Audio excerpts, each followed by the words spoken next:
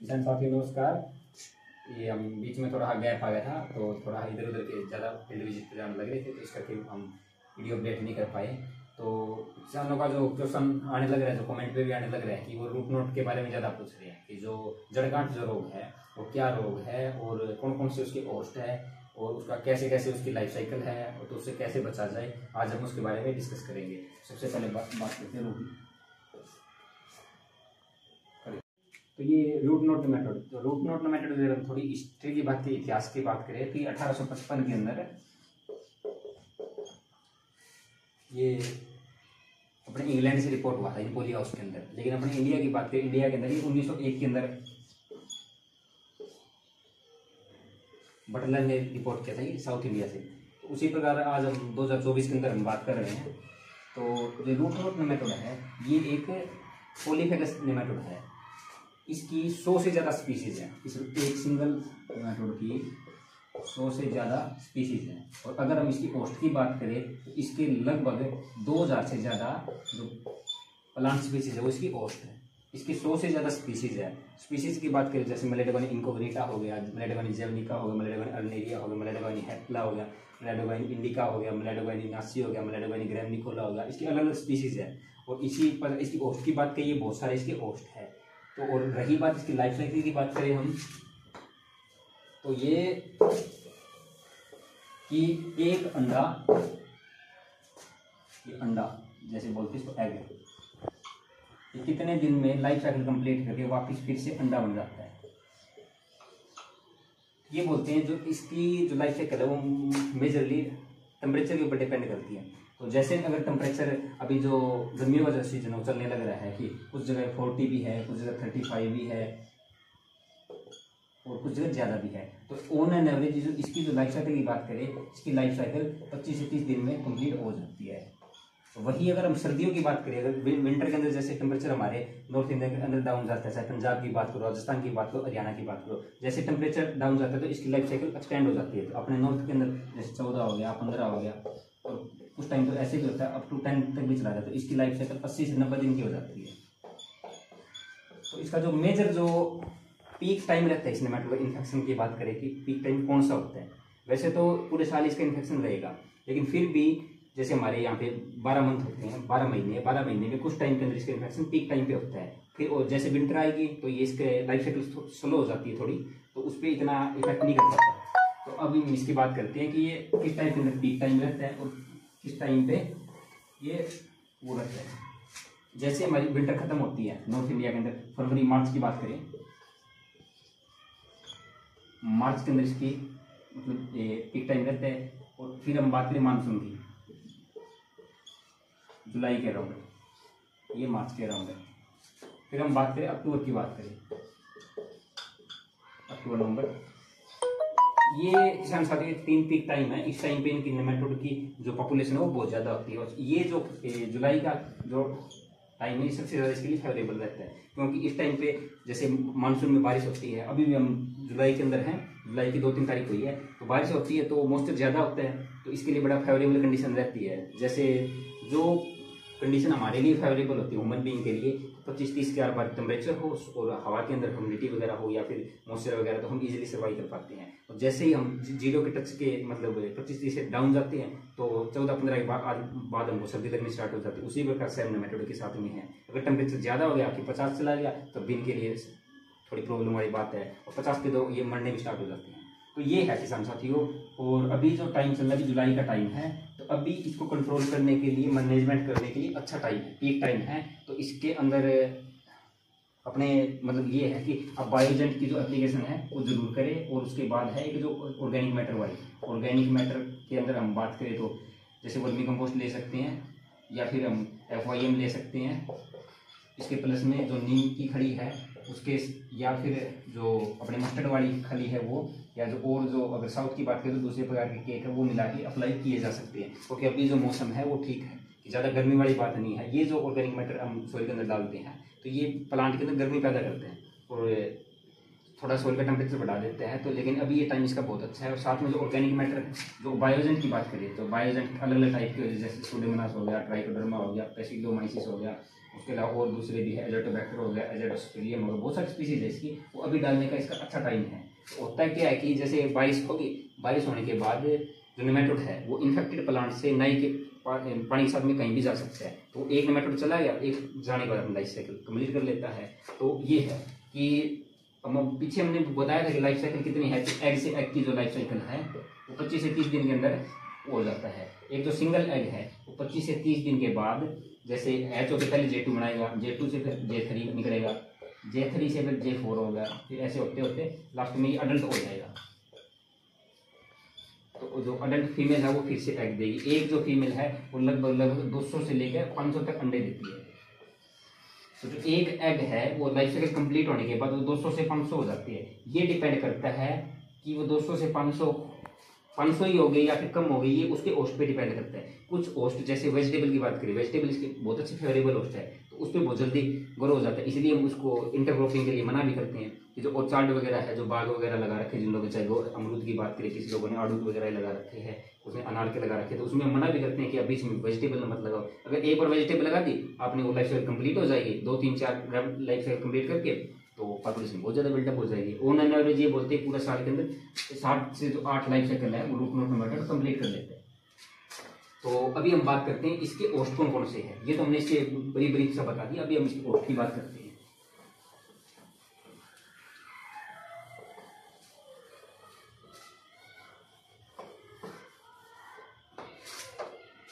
सबसे पहले बात करते हैं वेजिटेबल के अंदर। वेजिटेबल के अंदर इसके होस्ट कौन से हैं। वेजिटेबल के अंदर जो सबसे अच्छा होस्ट है वो टमाटो होगा, ब्रिंजल, टमाटो, ब्रिंजल, टमाटो टमाटर, ब्रिंजल जो बैंगन बोलते हैं या बताऊं बोलते हैं अपने आम भाषा के अंदर, वो हो गया। वो भी चिल्ली, हरी मिर्च। उसके अलावा इसके अंदर हो गया ओकरा, भिंडी, भिंडी का बहुत अच्छा होता है। उसके अलावा और हो गया जो अपने जितनी जो कुकुरबिटेसी फैमिली की है, कुकुरबिटेसी के अंदर क्या है, जो बेल वाली चीजें है, चाहे घिया की बात करो हम, घिया, चाहे तोरी की बेल हो, चाहे करेले की बेल हो, करेले के अलावा जो अपनी सेम की है वो भी बेल होगी, सेम के अलावा चाहे चकोतरे की बेल हो, चकोतरे की बेल हो, जो चकोतरे के अलावा जो अपनी ये पेठा की बेल है वो होगी, जो अपनी खीरा की बेल है वो भी इसकी अच्छी होस्ट है। और पोलिया उसके अंदर जो खीरे लगाते हो वो तो इसका एक बहुत बड़ा मतलब होस्ट है। और पोलिया उसके जो खराब होने का जो मेजर रीजन है वो यही है कि उसके अंदर नेमेटोड की इन्फेक्शन आ गया। हम हरियाणा की बात करें तो जो अपने हिसार, फतेहवा, सरसा, महेंद्रगढ़, रेवाड़ी जो ये बेल्ट है, भिवानी वाली जो ड्राई बेल्ट है, जो अपने राजस्थान के हनुमानगढ़ वाला एरिया से मिलती है, तो इस सारे के अंदर यही प्रॉब्लम है पोलिया उसके अंदर। या तो कोई प्रॉब्लम नहीं, प्रॉब्लम है तो सिर्फ यही है। एक बार एंट्री हो गया, पूरे साल से बेल को रोक लगाते हैं, वो 5 साल लाइफ साइकिल कंप्लीट करके वो इतनी पॉपुलेशन बना लेते हैं कि वो कंट्रोल नहीं होती। नई क्रॉप लगाई वो खत्म, नई क्रॉप लगाई वो खत्म, बहुत मतलब बहुत भयंकर इसके अंदर ये बीमारी आती है। ये अपने डेढ़ वाली फसलें के सारी इसके अंदर होस्ट है। फिर हम उसके अंदर बात करते हैं जो अपने पल्सीज के अंदर, पल्सीज के अंदर जो अपने मूंग भी हो गया, मूंग की जो फसल है, मूंग हो गया, मोठ हो गया, मूंग हो गया, मोठ हो गया, और उसके अलावा जो बोलते हैं गवार वगैरह, क्लस्टर बीन, खैर क्लस्टर बीन इसमें पल्सीज में नहीं आता, ये हो गए। और उसके अलावा जो पल्सीज के अंदर ये हो गया। और अपने जो काउपी है वो, या फिर काउपी होने के बाद ये मूंग बीन हो गया, मोठ बीन हो गया, ये सारी चीज़ें इसके होस्ट है। फिर हम बात करते हैं जो अपनी फाइबर वाली क्रॉप है, जो फाइबर मीन रेस से जिससे अपने को मिलते हैं। तो फाइबर के अंदर जैसे जूट हो गया, जूट भी इसका होस्ट है, और कॉटन वो भी इसका अच्छा होस्ट है। जो हरियाणा वाली जो सिचुएशन है उसमें तो कॉटन में बहुत ज़्यादा प्रॉब्लम आने लग रही है। जो पर्टिकुलरली बात करें सरसा वाली बात, बेल्ट है, सरसा हो गया, शेरपुरा के अराउंड है, बहुत ज़्यादा इन्फेक्शन है। तो ये है कि जो नरमा 35-40 के बार होता था वो आके 10-12 के ऊपर स्टैग्नेशन हो गया, अटक गया, और उससे वो उतना ही होने लग रहा है। वो कंटिन्यूसली उसके बीच कोई बेल लगा लेता है, कोई कुछ लगाता है, तो ये समस्या बार बार आने लग रही है। और जो हम दूसरे होस्ट की बात करें, ये अपने वेजिटेबल हो गया, ये पल्सीज हो गया, ये फाइबर हो गया। अब ये ऑयल सीड की बात करते हैं। ऑयल सीड में कौन कौन से इसके होस्ट है। ऑयल सीड का मतलब ये है कि जो तेल वाली जो फसलें हैं वे इसकी कौन कौन से होस्ट है, तेल वाली फसलें।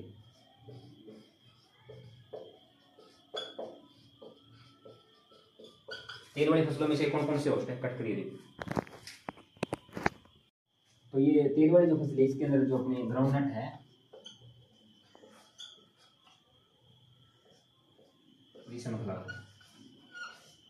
तो ग्राउंडनट और सनफ्लावर है, जो मूंगफली और जो अपने ये सूरजमुखी है, इसके अंदर ये इसके ओस्ट रहते हैं। फिर जो स्पीसीज का थोड़ा डिफरेंस रहता है, कहाँ पे कोई स्पीसीज मिलती है, कहीं पे कोई स्पीसीज मिलती है, तो उसका वो थोड़ा रहता है, वो भी हम लास्ट के अंदर डिस्कस करेंगे। तो फिर अभी हम बात करते हैं जो फ्रूट क्रॉप्स है।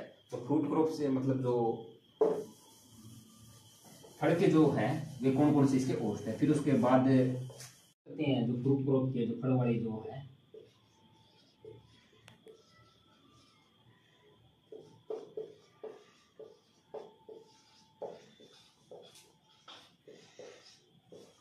फलदार पौधों में रूट नोट कौन कौन से के अंदर आता है। ये जो अपने जो मेजर जो समस्या है वो तो हरियाणा के अंदर ये लगा दिया, नॉर्थ वेस्ट के अंदर ये गोवा के बाद ये अपने जो है स्ट्रॉबेरी वगैरह, स्ट्रॉबेरी में भी आता है। स्ट्रॉबेरी के बाद जो अपने ये है पीच मतलब आड़ू, पीच फलन और जायफल वगैरह, उनमें भी ये रूट नेमेटोड की समस्या आती है। और उसके अलावा जो अपने अनार है पोमीग्रेनेट, उसमें भी इसकी नेमेटोड की समस्या आती है। तो ये जो मेजर जो है फ्रूट क्रॉप अपने इसके अंदर बहुत ज़्यादा समस्या आने लग रही है। और हरियाणा के अंदर हालात तो ऐसे है कि उस डिस्ट्रिक्ट के अंदर तो 70% जो इन्फेक्शन है, रूट नोट का जो इन्फेक्शन है वो इससे इन्फेक्टेड है। और अगर हम ऑल इंडिया की बात करें तो एक जो रूट नोट की नई स्पीसीज है, वो स्पीसीज का चलो हम लास्ट के अंदर डिस्कस करते हैं। तो एक बार ये हो गया जो मेजर में जो फ्रूट क्रॉप है जिसके अंदर ये दिक्कत आती है। और उसके अलावा जो पपाया वगैरह हो गई, लीची हो गई, उसके अंदर अपने नेमेटोड की समस्या आती है। जैसे पपाया वगैरह, पपीता वगैरह, लीची वगैरह, उसके अंदर भी नेमेटोड की समस्या आती है। और उसके अलावा अगर हम बात करें जो अपने ये प्लांटेशन क्रॉप की, उसके अलावा बात करें हम ये मेडिसिनल क्रॉप की, जो मेडिसिनल क्रॉप के अंदर भी इसकी समस्या आती है। साउथ के अंदर ज़्यादा मेडिसिनल वाले प्लांट लगाते हैं, उसके अंदर ये आती है। और प्लांटेशन की बात करें तो जो अपने ये अपने जो जिंजर वगैरह है या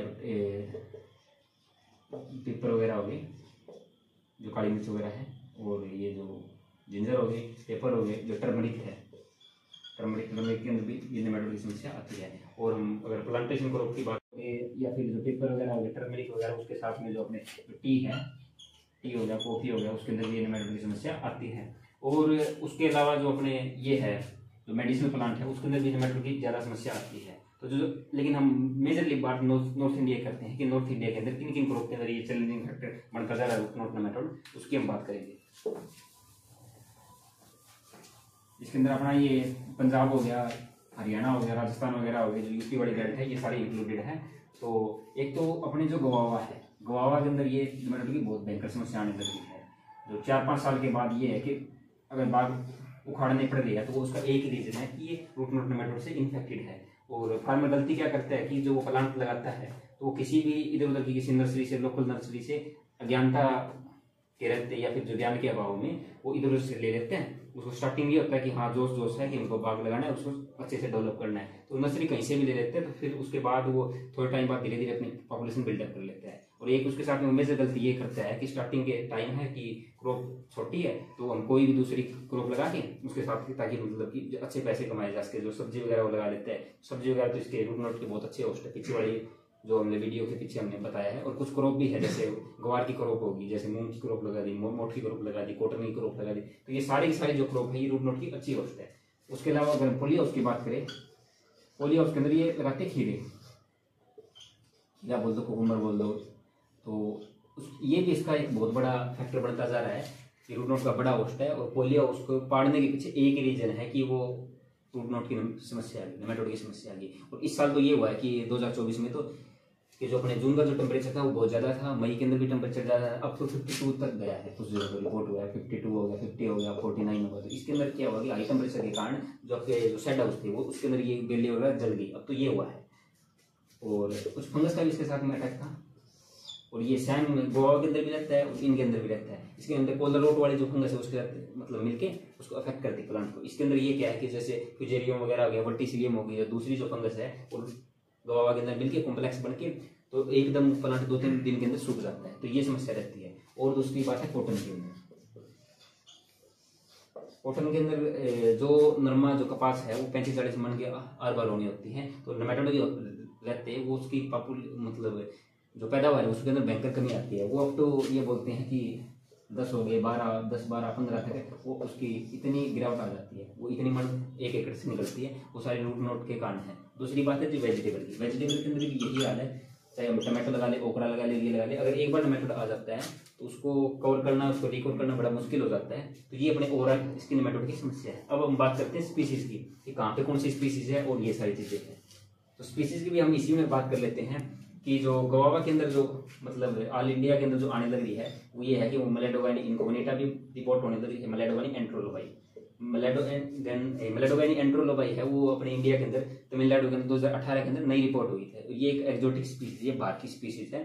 तो ये मतलब अनफॉर्चुनेटली ये अपने कंट्री के अंदर या फिर दुर्भाग्यपूर्ण अपनी कंट्री के अंदर इंट्रोड्यूस होगी। तो ये गोवा के साथ में एक मेजर फैक्टर बनता आ रहा है। और अभी तक हरियाणा में प्रॉपरली रिपोर्ट दी है, भिवानी से IRI ने रिपोर्ट की थी, लेकिन अभी तक HU वगैरह इनकी तरफ से अभी तक कोई रिपोर्ट नहीं आई।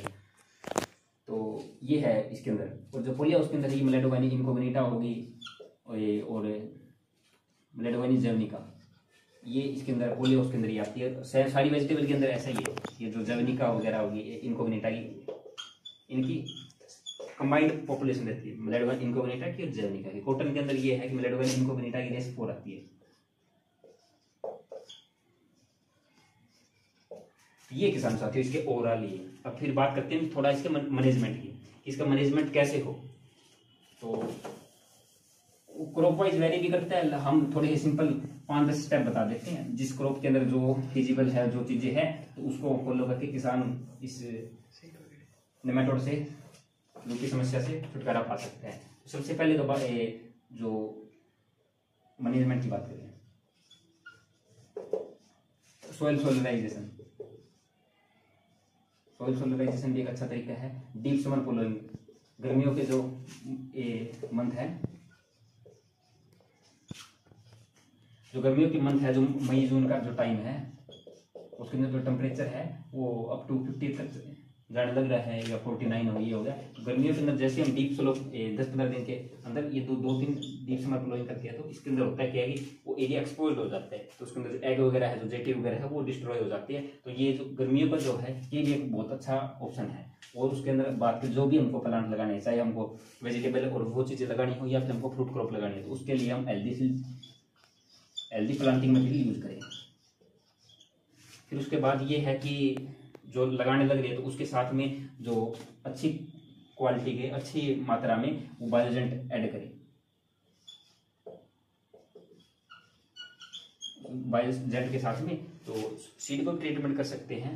जो सीड वाला तो ज़्यादा इफेक्टिव इसके अंदर रहता है कि अपने कॉटन वगैरह उसके अंदर बहुत ज़्यादा इफेक्टिव रहता है। और जो अपने पोलियो उसकी जो क्रॉप है, उसको सीड के अंदर आप बायोजेंट के अंदर डिप करके उसको आप लगा दो। फिर उसके बाद होता है क्या कि आप 2-3 एप्लीकेशन इरिगेशन के साथ में दे दो, फिर 3 दे दी, 4 भी दे दी। वो तो एक बार ही आप जैसे यूज करते हो ना, तो उसका आपका पता लग जाता है कि कितनी अच्छी चीज़ है। उसका खर्चा यही है कि एक एप्लीकेशन में 1000 रुपये लगना है, 1000-1200 हर बार का जो खर्चा है। लेकिन जो क्रॉप है वो कमर्शियल क्रॉप है। और पोलिया उसके अंदर आपको पता ही है कि कुछ लोग 500 क्विंटल खीरा निकाल लेते हैं, कुछ 800 भी निकाल लेते हैं, जो केथर वाली बेल्ट है, और वो लोग अच्छा मैनेजमेंट करते हैं। लेकिन जो इसार वाली बेल्ट है ये 500 के अराउंड रहती है, कुछ 500 से 150 ऊपर होते हैं, 150 नीचे होते हैं, तो इतना हाँ इनका ओन एवरेज रहता है।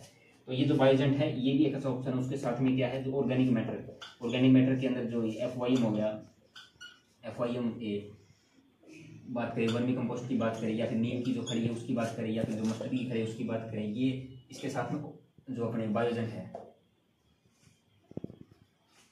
जो अच्छे वाले जो बायोजेंट है, ये इनके ऊपर इसको मल्टीप्लाई करके आप उसके सॉइल के अंदर एप्लीकेशन करो, ये भी एक बहुत अच्छा ऑप्शन है। और इसके अलावा ये भी है कि कुछ हम केमिकल भी हम यूज़ कर सकते हैं। जो केमिकल जो मार्केट के अंदर चलने लग रहे हैं, वो भी कुछ लोग यूज़ कर रहे हैं कि हाँ पॉपुलेशन ज़्यादा होगी, एक बार किल करने के लिए यूज किए जा सकती है। कुछ मार्केट के अंदर खैर है सारी चीज़ें, ये बैन जो मैं बता रहा हूँ, जो कार्बोफ्यूरॉन ये भी ये बैन हो गया, लेकिन फिर भी यूज करने लग रहे थे। एक बार जो सॉइल के अंदर जो कॉन्टैक्ट में आते हैं जो सारे मर जाते हैं। इसी प्रकार कार्बोसल्फान है, वो फार्मर को थोड़ी सस्ती पड़ती है। नॉन सेलेक्टिव सी चीज़ें है, ये भी डाल देते हैं। तो अभी एक बायर की नई आई है, वो अभी नई आई है, तो जो मतलब वेलम के नाम से आती है, जो फ्लूपायरम ये है, एक अडमाई कंपनी की आई है नई, ये नेमेटिसाइड, ये भी एज ऑप्शन यूज कर सकती है। लेकिन फार्मर यही बताते हैं कि हमने केमिकल यूज कर लिया, कॉस्टली भी है, एक बार डाल लेते हैं तो थोड़े टाइम के लिए ठीक रहता है, महीना 2 महीने के लिए, फिर उसके बाद वही दिक्कत, फिर उसके बाद यही दिक्कत। तो यही है कि ये एक रूट नॉट मेथड है, ये पॉलीफेगस पेस्ट है, ये कोई सिंगल है, कोई प्लांट स्पीशीज नहीं है जिसके ऊपर होता है। तो अभी हमने जो पीछे पूरा जो डिस्कस किया वो सारा यही बताया था, ये रूट नॉट मेथड है क्या, अपनी कंट्री में कब से होने लग रहा है, और अब इसके ओस्ट कितने हैं, कितने दिन के अंदर लाइफ साइकिल कंप्लीट कर लेता है, कैसे इससे बचा जा सकता है। इवन ये क्रॉप की बात नहीं, कुछ ऐसे वीड भी हैं, कुछ ऐसी घास भी है जिसके अंदर ये रूट नोट के वो भी समस्या आती है। और ये तो हो गई कि वेजिटेबल और सारी चीजें। अभी जो राइस वगैरह है, जो चाहे राइस कहीं हो, तो जो मिलेटो, अब हम स्पीसीज की बात करते हैं। ये तो मोस्टली तो हमने स्पीसीज बता दी थी। अब जैसे जो हरियाणा से जो भारतीय जो स्पीसीज है, जो पंजाब से जो भारतीय स्पीसीज है, उसकी बात करते हैं। अब ये है मेलेडोगाइनी ग्रैविनिकोला। मेलेडोगाइनी ग्रैविनिकोला क्या है, इसका मेजर जो है वो है राइस। राइस के अलावा दूसरे जितने भी जो अपने मिलेट है, चाहे हम ज्वार की बात करें, चाहे बाजरा की बात करें, या फिर ज्वार बाजरा रागी हो गया, ये हो गया जो मतलब सारी चीजें हो गई, या फिर उसके बाद मेज हो गया।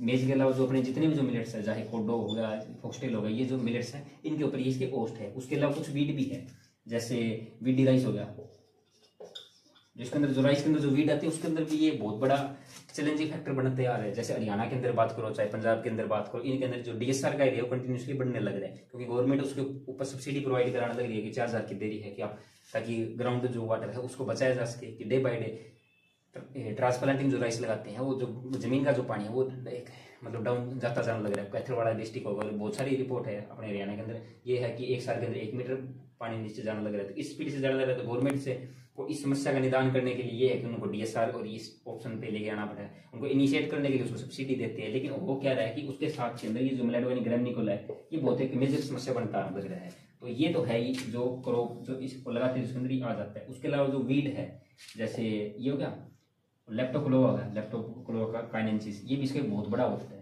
ये इसके अंदर हमने पर्सनल रिपोर्ट है अप टू 190 या फिर 200 जो गाल है, 200 गाल तक हमने देखी है। उसके अलावा जो मोथा है, मोथा जो छतरी वाला है, या फिर जो सिंपल इसको टिल्ला बोलते हैं, साइप्रस रोटेंडस हो गया, या फिर साइप्रस डिफॉर्मिस हो गया, ये सारे इसके होस्ट है। फिर और उसके अलावा दूब घास हो गया,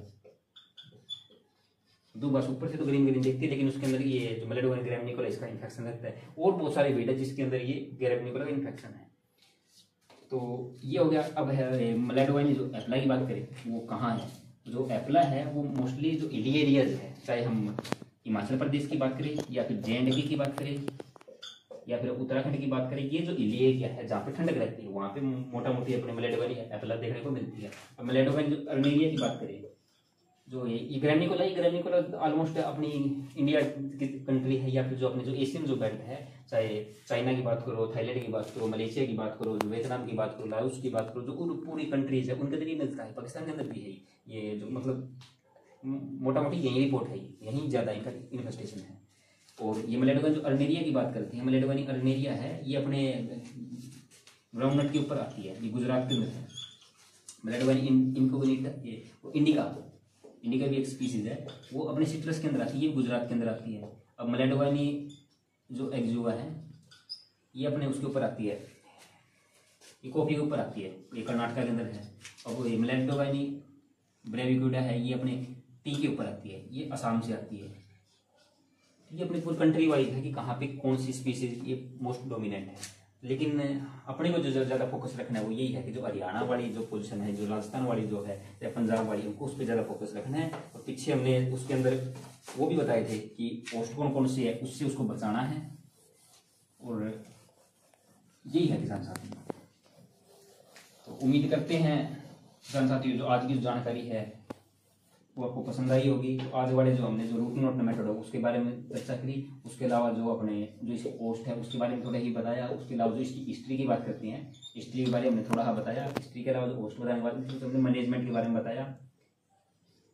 फिर उसके अंदर हमने थोड़ी ये है कि कौन सी एरिया में कौन सी स्पीसीज होती है उसके बारे में उन्हें बताया। और फिर बात होती है कि इनसे बचा कैसे जाए। मैनेजमेंट के ऑप्शन वही थे कि हेल्दी सीडलिंग या फिर क्रॉप का रोटेशन, ऐसी क्रॉप लगाओ जो इसका ओस्ट ना हो, जैसे